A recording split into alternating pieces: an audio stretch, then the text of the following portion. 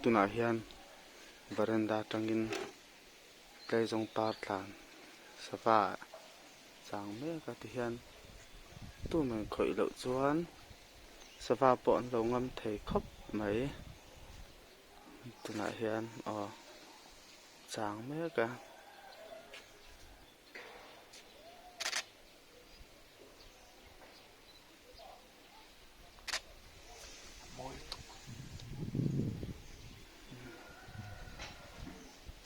mawi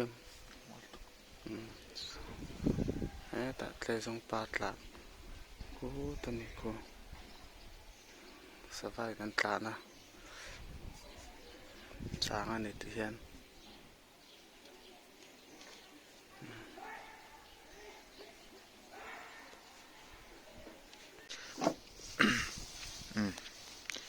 Sa fan chunan ala vel dona ani hi mania pai thar tlang vel kan kala min hruai tu khani ina kan watleng na khania chuan serchi panan jin loka aron lenga hei kanina lai jong pari kan changa sava thadu la thei se ka ti khop mai mania silai hitlai bor ve rong ka pa savan tri zo vek ti chi lo khop mai ti to lo rang a tha hin lo enani chuan ti to lo ram tur ngai ngen mot ani tlai jong hi kan zo ve ram ati hian savan local thei nan chuan ti hian an thalak te video te an pholang hemi video kala ka hian lo khoi lok ro le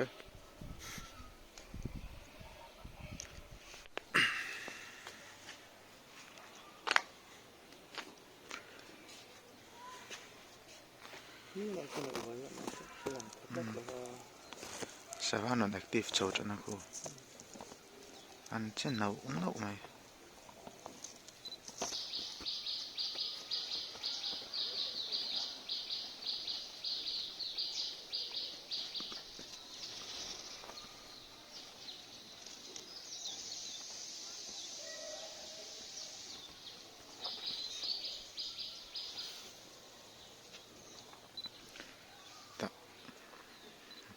Master G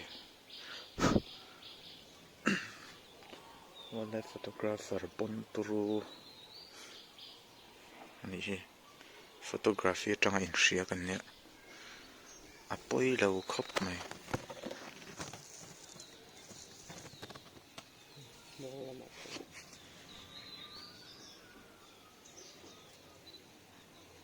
clear shep bro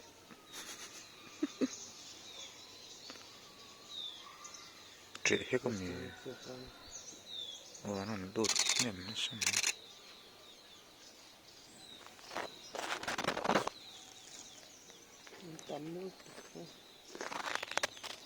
an phu mur na dan ko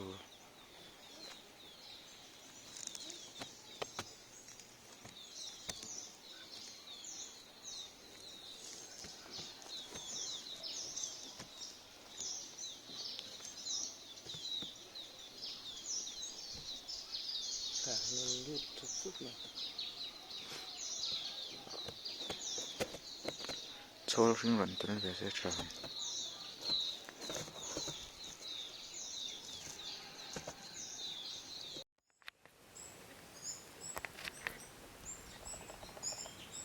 this stuff